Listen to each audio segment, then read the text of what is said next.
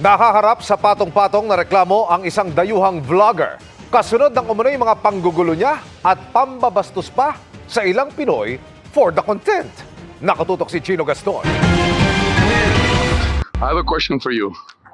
Nanguha ng sombrero ng isang gwardya No, I have a question for you. at akmang tatangay ng motorsiklo ng isang enforcer. Lihin mo, kuya.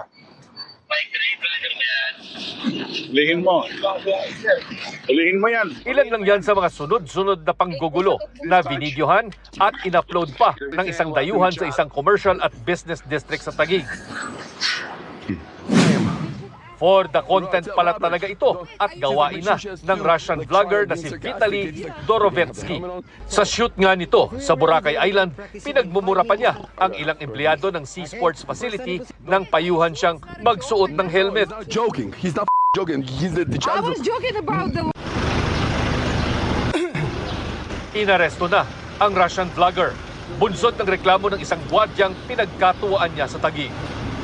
You have the right to remain silent. Sinampahan siya ng reklamong theft, unjust vexation, alarm and scandal at violation ng anti-cybercrime law sa Taguig City Prosecutor's Office. Nagkaroon ng theft to dahil ninakaw yung sombrero ng guard, tapos yung dahil nag-post siya kaya nagkaroon ng cybercrime. Opo. Then ito yung mga guard parang inaasar niya eh. Meron na mga alarm scandal. Nag-create siya ng ano doon. Ano sa the public place, disruption of public order.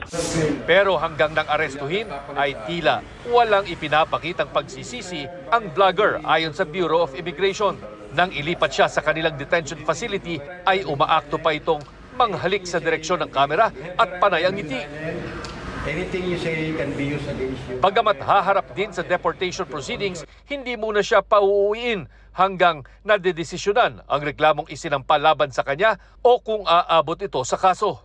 Kung siya po ay mapatunayan na meron siyang mga kasalanan dito sa bansa, sa ating mga local courts, at siya po ay sintensyahan ng local courts ng pagkakakulong, kailangan tapusin niya po muna yung sentensya niya dito sa Pilipinas sa ating mga local jails before we can implement the deportation. Ang deportation naman ay halos tiyak na dahil sa paglabag ng mga panuntunan ng Bureau of Immigration para sa mga foreigner. Nakita natin yung mga acts niya doon sa mga pinost niya sa social media ay talagang disruptive at hindi kumbaga katanggap-tanggap sa ating society. Kaya ito po lahat ng checklists, kumbaga tick box for being an undesirable alien, chinikan na niya. Sa isang pahayag, pinasalamatan ng Department of Tourism ang mga law enforcement agencies at BI sa kanilang mabilis na aksyon laban sa vlogger. Nakakuha ng impormasyon ng BI na naaresto na rin sa ibang bansa ang vlogger dahil sa mga kaparehong panggugulo at pang-aasar. I have a question for you. Para sa GMA Integrated News, Chino Gaston, Nakatutok, 24 oras.